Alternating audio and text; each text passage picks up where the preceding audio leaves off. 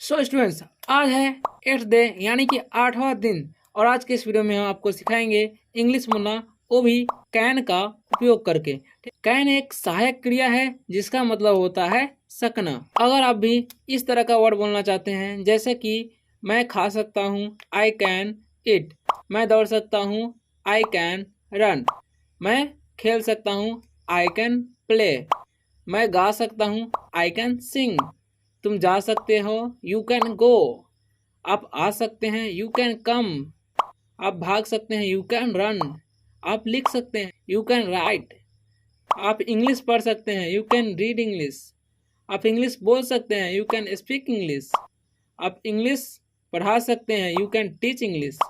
Understand what I am saying? So students, can का प्रयोग करके हम आपको मल्टीपल सेंटेंसेस बनाना सिखाने वाले हैं, जिसका प्रयोग करके आप इंग्लिश बोल सकते हैं और किसी से बात कर सकते हैं।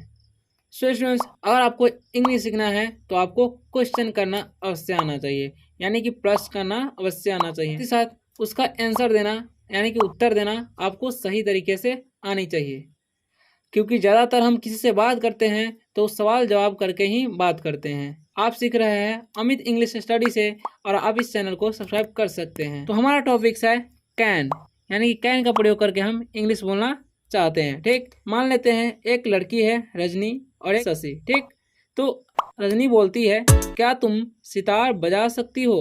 ठीक, रजनी बोलती है, क्या तुम सितार बजा सकती हो? तो इसको इंग्लिश में कैसे बोलेंगे? Can you play sitar. ठीक, क्या बोलेंगे? Can you play sitar. अब हमें इसको इंग्लिश में जवाब देना है, यानी कि जवाब कैसे देंगे? तो इंग्लिश में बोलेंगे, yes I can play the flute as well.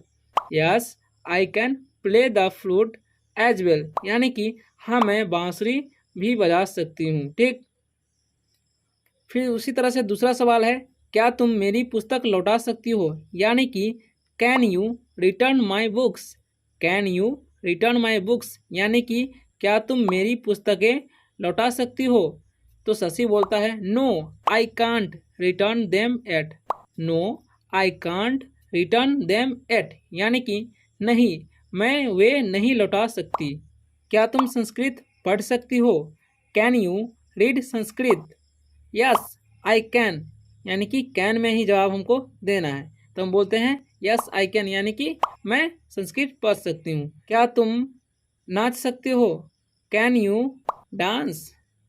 क्या तुम नाच सकते हो? Can you dance? Yes I can. इस तरीके से जवाब देंगे। क्या तुम इंग्लिश पढ़ सकते हो? Can you read English? ठीक, इस तरीके से जवाब देंगे। तो एक ही शब्द से यानी कि कैन से ही हम कितने सारे वर्ड्स बना सकते हैं।